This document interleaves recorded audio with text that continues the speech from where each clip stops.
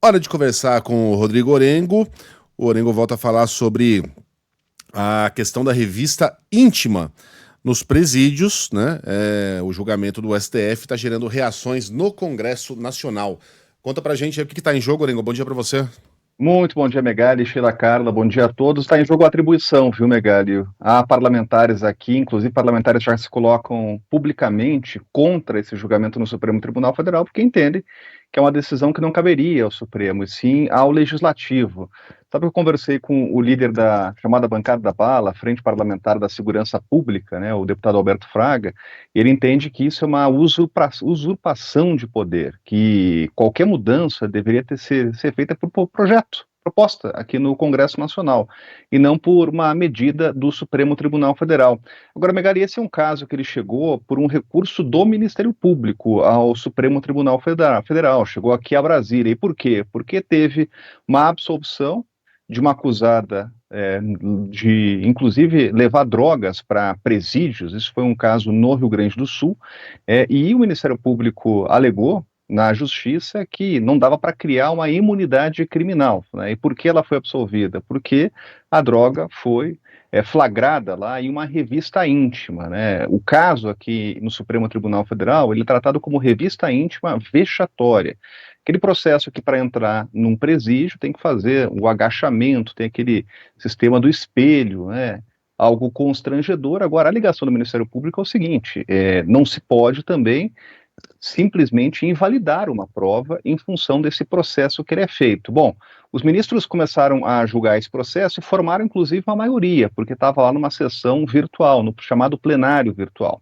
Mas o ministro Alexandre de Moraes, que inclusive foi um voto contrário a essa proibição da visita da revista íntima vexatória, levou o caso para o plenário. Então, os ministros vão ter que voltar a dar votos sobre o assunto. Então, esse assunto volta justamente à discussão no plenário, e isso envolve uma reação no Congresso Nacional, né? Parlamentares entendendo, como o deputado Alberto Fraga, que isso pode fragilizar a segurança no presídio, aumentar, inclusive, a entrada de ilícitos em presídios, e que esse tema deveria ser tratado pelo Congresso Nacional.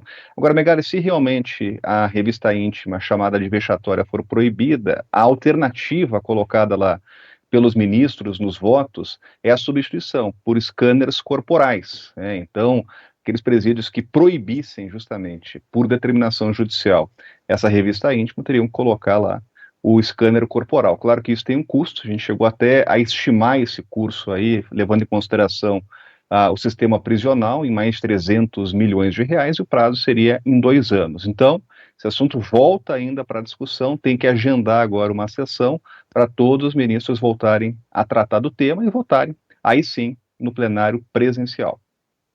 Algumas questões simplesmente não têm uma solução ideal.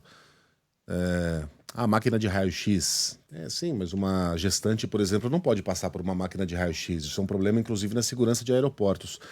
É, esse tipo de revista é vexatória, tanto é que é o nome que a gente usa, sim, é vexatória.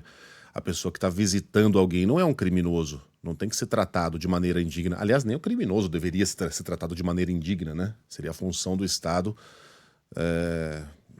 apartar a pessoa da sociedade, mas não torturar, e, enfim. Mas não é disso que a gente está falando.